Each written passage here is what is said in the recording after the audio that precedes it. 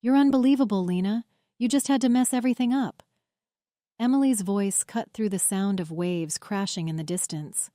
Her fork clattered onto her plate, and she crossed her arms dramatically, her glare fixed firmly on me. I sat there, frozen, as the other voices at the table went silent. The tension hung thick in the air, wrapping itself around the room like a suffocating blanket. My dad sighed heavily. My mom's lips tightened into that thin line she always made when she was trying not to take sides but clearly had already picked one.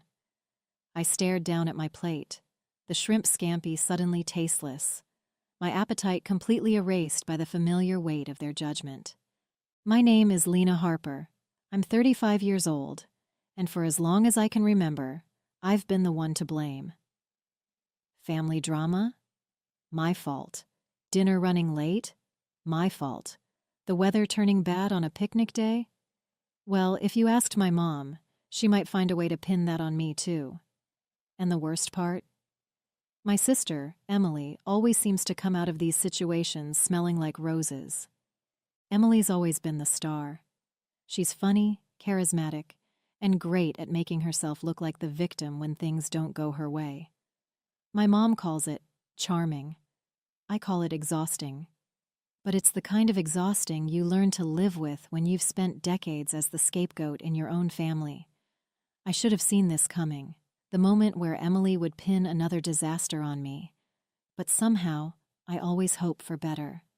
This particular disaster started 2 days ago when we arrived at the beach resort. It was supposed to be a relaxing family vacation. Time for me, Emily, and our parents to unwind together for a change. I'd even taken the lead on booking everything, the resort, the dinner reservations, and activities. I spent hours researching, comparing reviews, and triple-checking the confirmations to make sure everything was perfect.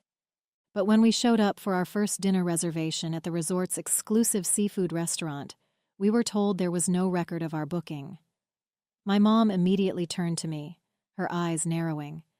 "Lena, I thought you said you handled this." "I did," I stammered, pulling up the confirmation email on my phone. "Look, it's right here. I made the reservation weeks ago." "Then why are we standing here with nowhere to sit?" Emily chimed in, her tone dripping with sarcasm. "Great job, Lena." The hostess was apologetic but firm. The reservation had somehow been canceled, and the restaurant was fully booked for the night. We ended up eating burgers at a nearby casual diner, a far cry from the elegant seafood dinner we'd planned, and Emily made sure everyone knew just how upset she was. She kept sighing dramatically, shooting pointed looks in my direction, and muttering under her breath about how this was exactly why she hated letting other people handle things. The next morning wasn't much better. Emily had planned a snorkeling excursion for all of us, her one contribution to the trip, and when we arrived at the meeting point, the guide informed us that the boat had been delayed due to mechanical issues. It wasn't anyone's fault, but that didn't stop Emily from glancing my way and muttering, "Another flawless Lena plan."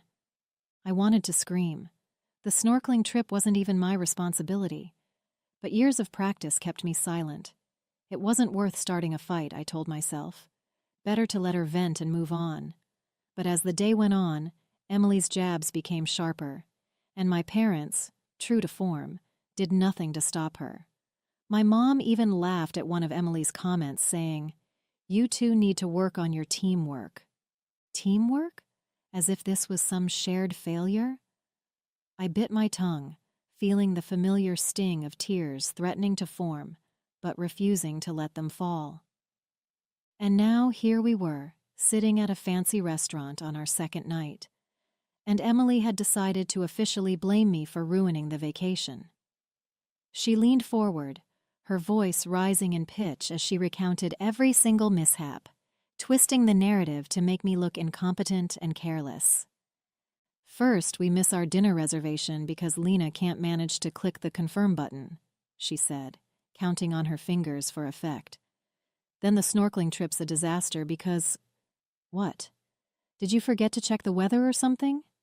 "That's enough, Emily," I said quietly, my voice shaking. I could feel my dad's eyes on me, but he didn't speak up. My mom looked at me like she was waiting for me to apologize. Emily smirked, clearly enjoying the show. "Oh, come on," Emily continued, her tone syrupy sweet. "Don't get defensive. I'm just pointing out the facts. Someone has to." My fingers tightened around the edge of the tablecloth. I could feel the heat rising in my chest, the anger bubbling up like a volcano I'd tried so hard to keep dormant. I'd spent my entire life letting things like this slide, convincing myself it wasn't worth the fight.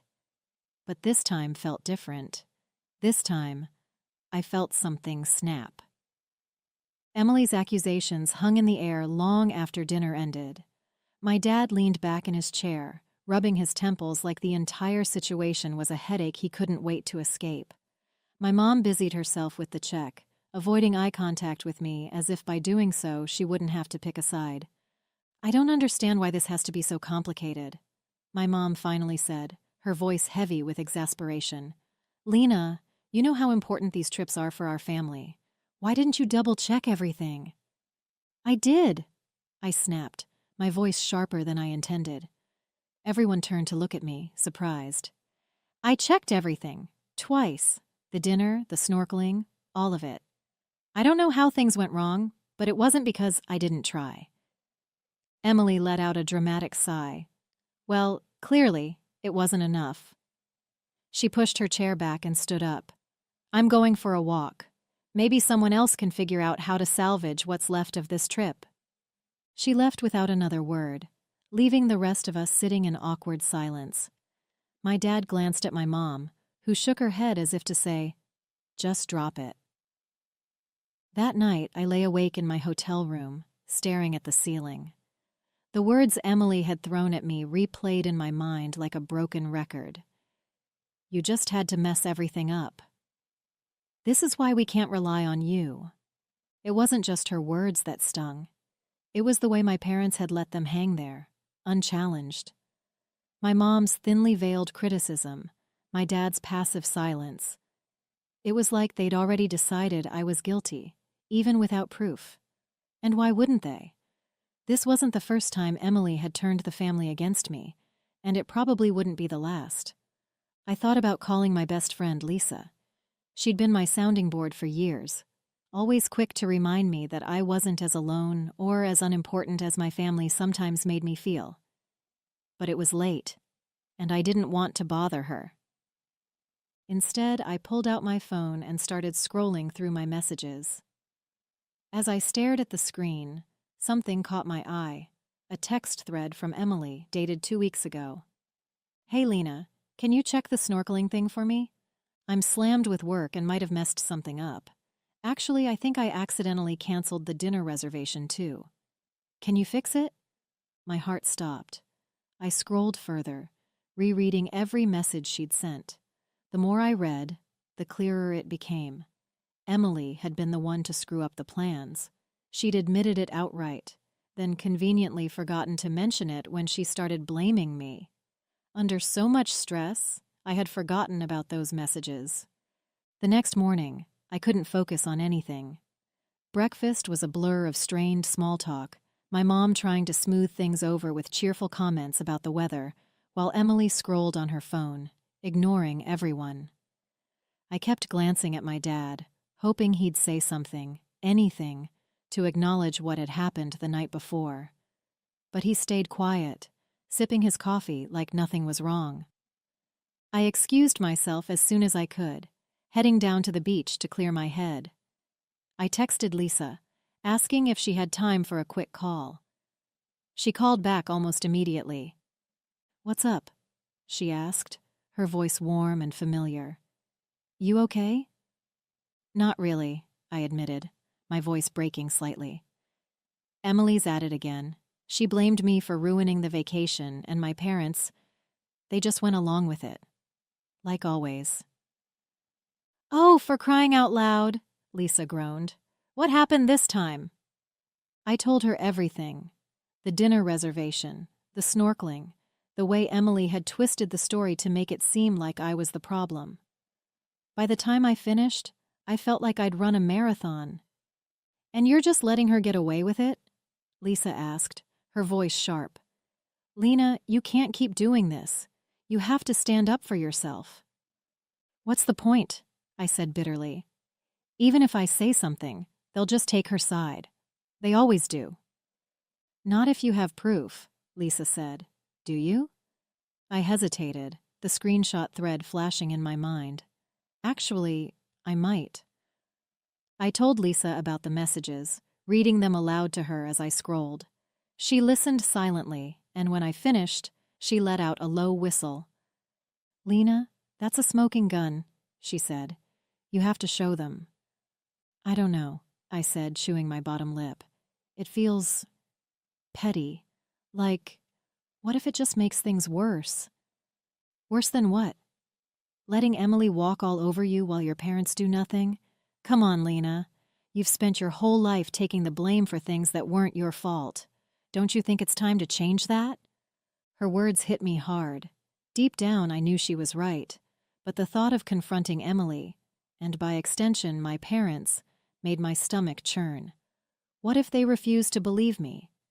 What if it just reinforced their idea that I was the troublemaker? Look, Lisa said gently, sensing my hesitation. I know it's scary, but you deserve better than this. You deserve to have your side of the story heard. The rest of the day passed in a haze.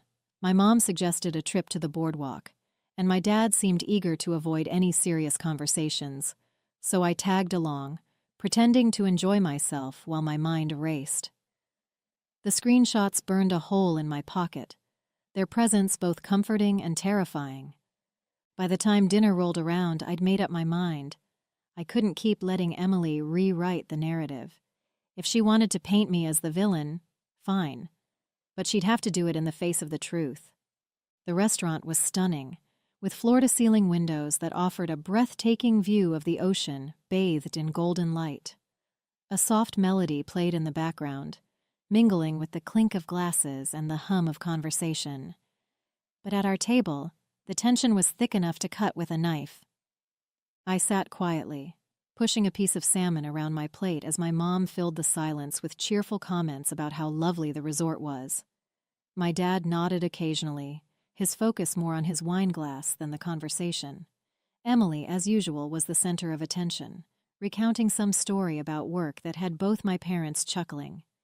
It was as if the chaos of the past 2 days had been completely forgotten, or maybe conveniently ignored. And then, just as dessert arrived, Emily turned to me with a smirk. So, Lena, what's your plan for ruining tomorrow's itinerary? Or are we just winging it now? My fork clattered onto my plate, the sound loud enough to draw a few glances from nearby tables. I felt my face flush, the anger bubbling up so quickly that I couldn't stop it. That's enough, Emily, I said, my voice low but firm. She laughed, tilting her head as if she were amused. Oh, come on. Don't get so defensive. I'm just joking. No, you're not, I shot back, my hands trembling slightly as I pushed my plate aside. You've been blaming me for everything that's gone wrong this week, and I'm done pretending it's okay. The table went silent. My mom's eyes widened, her hand halfway to her glass of water. My dad cleared his throat, looking uncomfortable. Emily leaned back in her chair, crossing her arms with a smug expression. Here we go, she said, rolling her eyes. Lena's playing the victim again. I took a deep breath, trying to steady my voice. I'm not playing the victim. I'm just telling the truth. And since you seem to have trouble with that, let me help you out. I pulled my phone from my bag, my heart pounding so hard I thought it might drown out the sound of my own voice. I opened the text thread and placed the phone on the table, the screen facing up.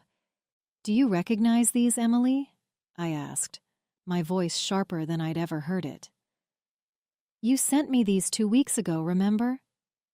Her smirk faltered for a moment, but she quickly recovered, reaching for the phone. What are you talking about? My mom leaned forward, squinting at the screen. What is this? It's the truth, I said, my voice steady now. Emily canceled the dinner reservation. She admitted it right here. I tapped the screen, scrolling up to highlight the messages. And the snorkeling trip? That wasn't my fault either. She asked me to fix her mistake, and when I couldn't, she decided to pin it on me instead.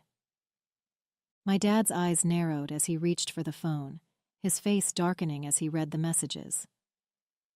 "Emily," he said slowly, "is this true?"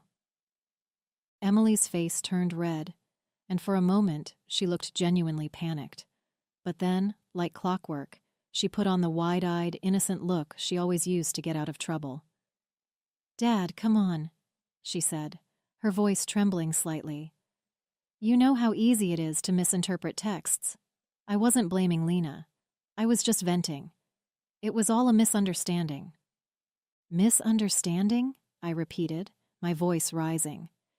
"You've been blaming me all week, calling me incompetent, making me feel like everything that's gone wrong is my fault, and now you're saying it's a misunderstanding?"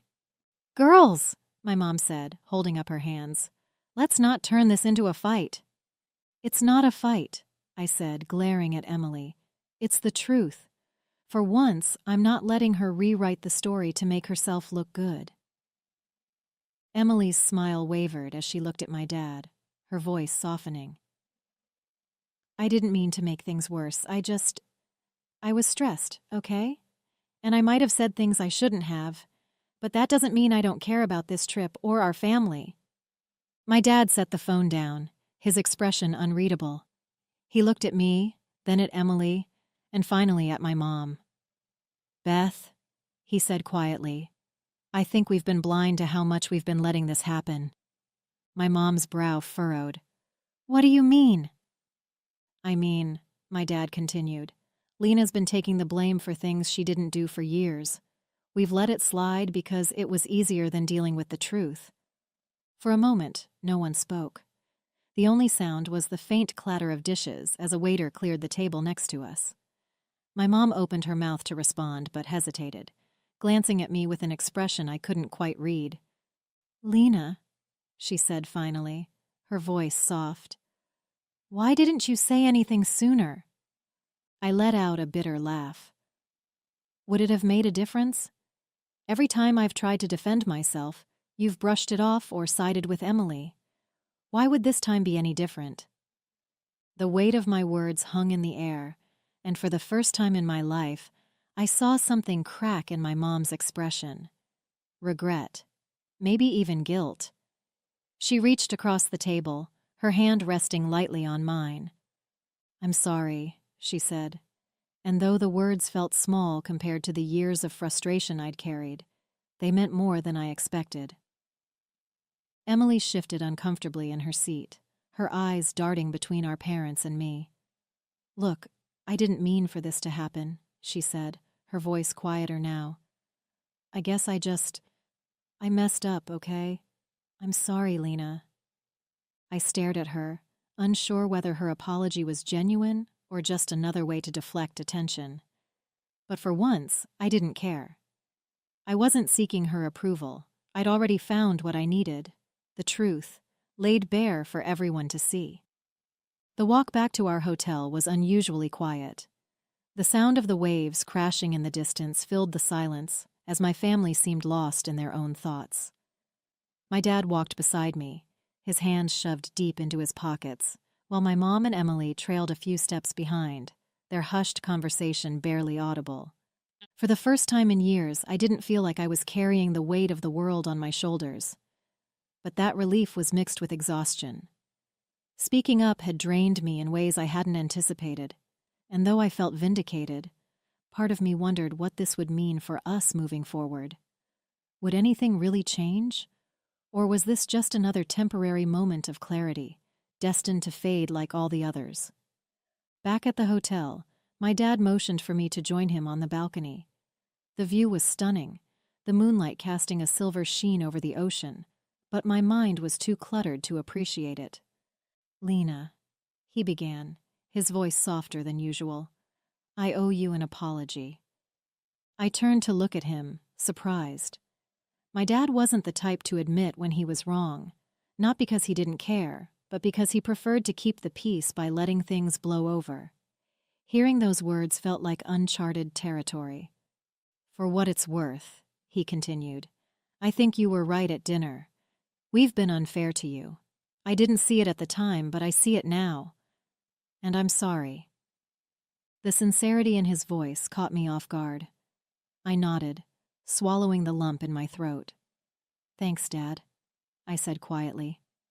That means a lot. He rested a hand on my shoulder, giving it a small squeeze. You've always been the steady one in this family, you know. We've leaned on you more than we should have. I can't promise we'll get it right overnight, but I'll try. Later that evening, my mom came to my room, her expression hesitant. She lingered in the doorway for a moment before stepping inside. I wanted to talk to you, she said, sitting down on the edge of the bed. About tonight. I stayed silent, letting her gather her thoughts. She looked down at her hands, twisting a gold bracelet around her wrist. Your dad's right, she said finally. We haven't been fair to you. And I think deep down, I knew that. But it was easier to look the other way, especially when Emily made such a fuss about things. I let out a small, humorless laugh. She's good at that. My mom smiled faintly, but didn't disagree. I want you to know that I see you, Lena. I see how much you've done for this family, how much you've sacrificed. And I'm sorry if it ever seemed like we didn't appreciate you. Her words, though overdue, brought a sense of closure I hadn't realized I needed. I nodded, my voice steady despite the emotions bubbling beneath the surface. Thanks, Mom. Emily didn't say much the next morning. She was unusually quiet at breakfast, keeping her eyes on her plate and her comments to herself. But as we were packing up to leave, she approached me in the hallway, her arms crossed tightly over her chest. Hey, she said, her voice subdued. About last night. I know I screwed up, and I'm sorry. I shouldn't have blamed you for everything. I studied her face, looking for the cracks in her usual armor. For once, she didn't seem defensive or smug, just tired. Maybe even a little ashamed. It's not just about last night, I said carefully. It's about a pattern, Emily. This keeps happening, and I'm not going to let it anymore. She nodded slowly, her eyes dropping to the floor. I get it. I'll try to do better. It wasn't the sweeping apology I'd dreamed of, but it was a start. And for now, that was enough. The weeks after the vacation felt different. Subtle, but different. Emily sent me a few texts, small updates about her day or a funny meme, like she was testing the waters. My parents called more often, too, asking about my work and genuinely listening when I talked about my projects. It wasn't a complete transformation. Old habits don't disappear overnight, but it felt like the start of something better. And for the first time, I didn't feel like the one holding everything together. They were meeting me halfway, and that was enough. But the biggest change wasn't in them. It was in me. Speaking up during that dinner had been terrifying, but it had also been freeing. I realized how much power I'd been giving them by staying silent, by letting myself carry the blame just to keep the peace. That night, I made a decision. I wasn't going to do it anymore. At work, the change was even more noticeable. I started saying no to tasks that weren't mine to take on, pushing back when my ideas were overlooked in meetings, and celebrating my wins instead of downplaying them. It was small things, really. Correcting a colleague when they misattributed my work or taking credit for a project I led. But those small things added up. My boss noticed. My team noticed. And eventually I noticed too. Lisa, of course, was my biggest cheerleader. Over lunch one day, she raised her glass of iced tea dramatically. To the new Lena, she said, grinning. A badass who doesn't take anyone's crap. I laughed, clinking my glass with hers. I don't know about badass, but I'm getting there. No, you're already there, she said firmly, and it looks good on you. As for my family, things were still a work in progress. Emily and I weren't suddenly best friends, but we talked more often, and our conversations felt less fraught. My mom still had her moments, like when she asked me to help plan another family event, but this time I set clear boundaries. I'm happy to help, I told her, but I'm not taking the lead on this. Let Emily handle it. She paused for a moment, then nodded. Fair enough, she said. And just like that, a weight I hadn't even realized I was carrying lifted from my shoulders. One evening, as I sat on my balcony watching the sunset, I found myself reflecting on the journey that had brought me here. The girl who had once bitten her tongue and let others dictate her story felt like a stranger now. I wasn't that person anymore. I was someone who spoke up, someone who set boundaries, someone who knew her worth. And the best part? I didn't need anyone else to validate that worth. Not Emily, not my parents, not anyone. For the first time in a long time, I felt at peace. Not because everything had changed, but because I was the one who changed. Hey there! Did you like the story? If you did, don't forget to hit the like button and subscribe to the channel. It helps us a lot and makes sure you won't miss out on more great stories we share here. Thank you for watching, and we'll see you in the next one.